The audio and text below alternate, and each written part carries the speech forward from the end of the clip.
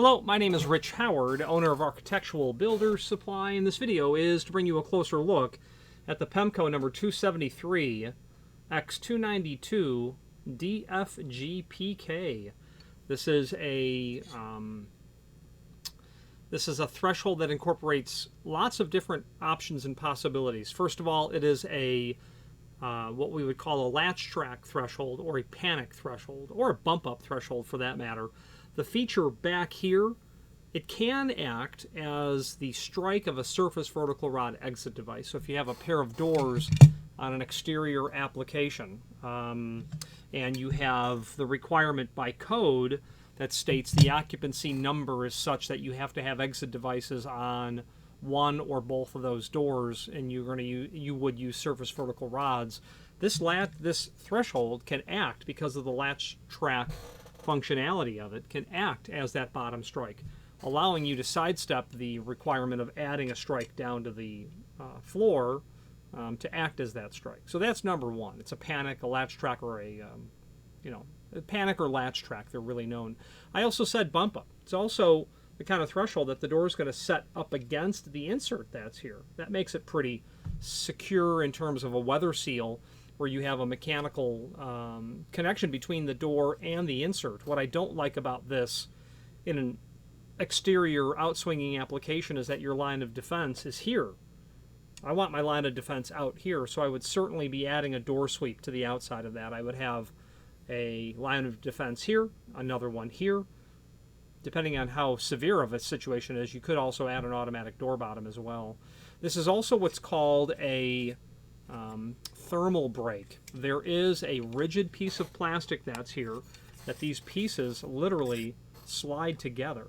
And the purpose of a thermal break is that it literally helps substantially retard the transmission of the exterior to the exterior energy to the interior side.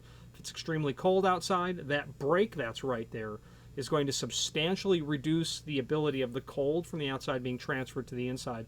I've witnessed that firsthand, and I can tell you that thermal break thresholds, while they're extremely, they're far more costly than a standard threshold, maybe by a factor of 3 generally.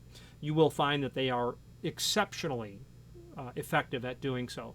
If you have exterior doors, whether it be extremely hot or extremely cold, a thermal break is a great option. Extremely hot, you're going to keep that condensation from forming on the inside. Extremely cold, same scenario. You've got, a very specific temperature that's going to be inside. When that hits that warm, moist air on the inside of the room, you're going to get condensation buildup there. It also works to creating a dangerous environment where you've got moisture on your threshold.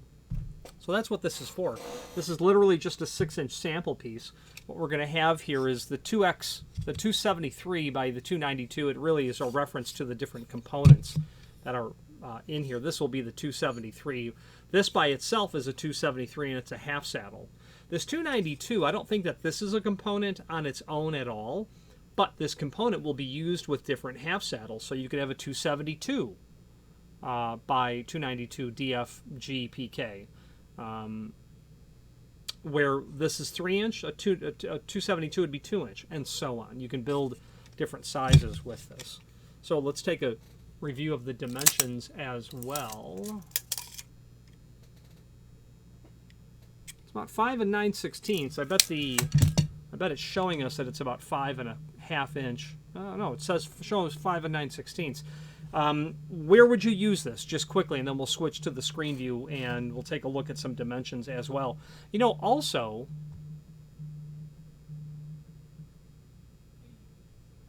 yeah, okay. This is not handicap compliant, and the reason it's not is because it violates the rise over run formula that would be required. You can have you can't exceed a 1/4 inch of vertical height without there being some, 2-to-1 relationship of rise over run. If you were to remove the insert from here, this would violate that. That would be greater than a 1/4 inch blunt 90-degree turn. This would be compliant back here because it doesn't exceed a 1/2 inch. And I'm going to assume that rise over run is compatible. But if that insert were to be removed or worn out or just simply collapse because of the way that it would be used, that would not be handicap compliant. So keep that in mind. Extremely effective when it's a thermal break. Now they make thermal break concepts in not only thresholds, but they do in perimeter gasketing as well. You can have a perimeter gasketing done where it's inherently a thermal break. And what I mean by that is you will have well, a door sweep, which would actually be a door bottom. You can have two L shapes of aluminum separated underneath by a spline, a flexible spline. They also manufacture hollow metal frames that are literally the same concept, where you have the exterior and the interior componentry of the hollow metal frame.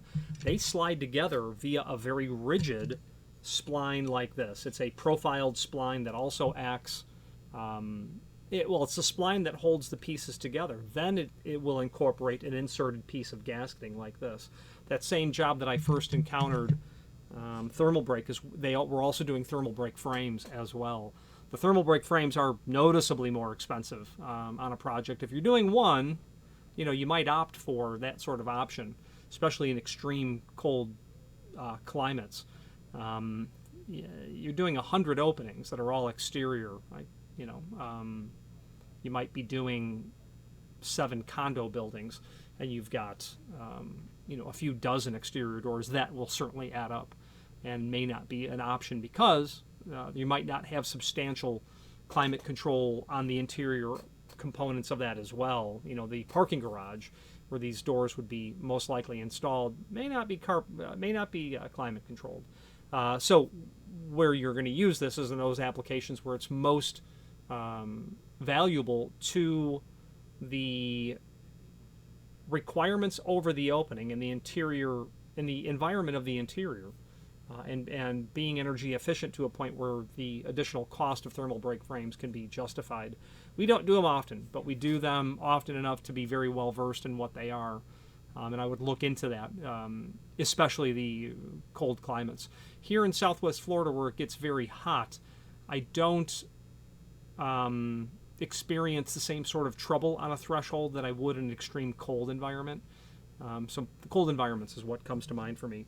So this is a D finish. This is a dark bronze. They'll do this in a mill aluminum finish as well.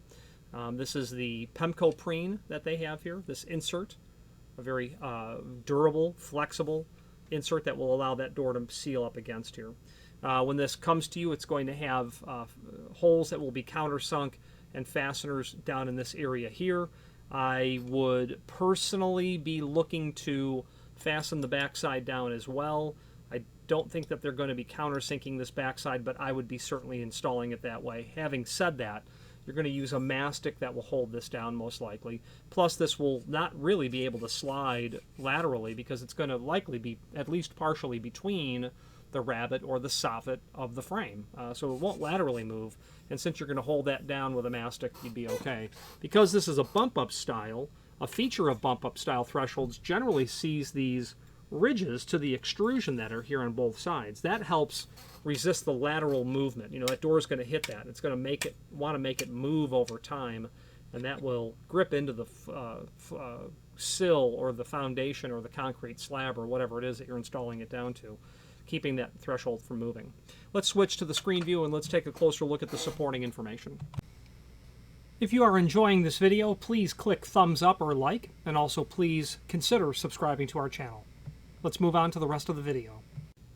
Okay, here's the item that we are looking at. Let's take a look at that image first that I had just mentioned about the sizing. 5 9/16, half-inch overall height, 1/4 inch up at the front of it or the exterior.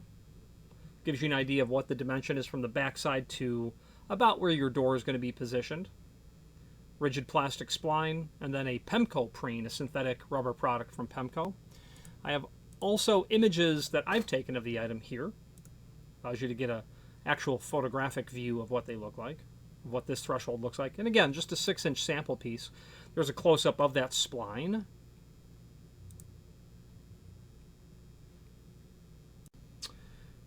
Okay, there's your insert, your bump-in insert, your bump-up insert. the latch track or panic portion of the back side of it, or what would be likely considered the interior component, that grooved or blunt serrations that are underneath that back side of it. It also occurs in the front side as well, that you can see here. The leading edge, what would be the exterior. Good close-up picture of the finish. It's not black. It looks awfully dark, but it's not quite black. That's the underside of the unit. Okay, now let's take a look at latching panic exit saddle with Pemco Preen insert, designed to work in conjunction with surface-applied vertical rod exits. Also to provide a door stop and seal at the bottom of the door. Again, I would add a door sweep right out here. This would be supplied with fasteners. Sound, smoke, fire tested, BHMA certified. Now there is, let's take a closer look here. There is a link below this video as seen here to the manufacturer's page, and when you click on that, we'll be able to pull up the manufacturer's page. And from here, we're going to be able to, as soon as that page loads, view all of the Pemco products we sell by means of this horizontal navigation as seen here. Also a link to the manufacturer's website, as well as a link to the current full product catalog. Let's take our part number, 273x292. Let's open up the full product catalog. Do a find function on your keyboard for that part number, and it will come up in the catalog. And there it is. The purpose of doing this is you'll be able to see the different models that are available in terms of sizes. The 2-inch version, the 290, actually they call it a 279 by 292, 273, I'm sorry, 278 is this 4 1/4, 279, 4 9/16, and then so on. Here's our 273 at 5 9/16, and all they're doing here is swapping out that half saddle that's out here.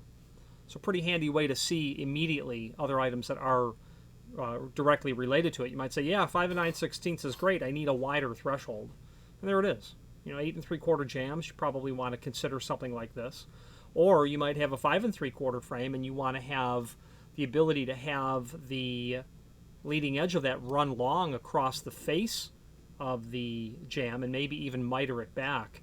You'd need returns for that, but it can be done with these wider thresholds and obviously longer lengths. The rest of this catalog is 300 plus pages of all things gasketing related. Other items are in here as well, such as their sliding door hardware. Let's wrap up this video on camera. If you are enjoying this video, please click thumbs up or like, and also please consider subscribing to our channel. Let's move on to the rest of the video. Now, in conclusion, this is a fairly uncommon threshold. You don't sell thermal brake with a latch track threshold at the same time. And in fact, we don't sell them often at all. So infrequently that I actually had to ask for a 6-inch sample just to be able to produce a video of this. And Pemco was nice enough to oblige. And to them for that, I say thank you. If you have any questions on the 273x292, oh, you know what? DFGPK or any other Pemco product, please feel free to reach out to us. I did want to tell you what other finishes are available. And I'm pulling up that catalog now, so bear with me.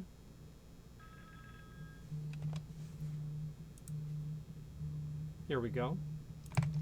Okay, they will do this material in a mill finish aluminum, in a black suede powder coat, the dark bronze, a white suede powder coat, and they can also do this in a powder coated dark bronze.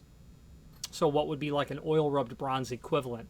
So in powder coat, white, black, and dark brown color, mill finish, and then dark bronze anodized. Those are the 5 finishes that they can do on this. Any questions on this or any other Pemco product, please feel free to reach out to us. And thank you. Again, thank you for watching, and if you've enjoyed this video, please click thumbs up, please subscribe, and maybe even send the video to someone that you know. Thank you.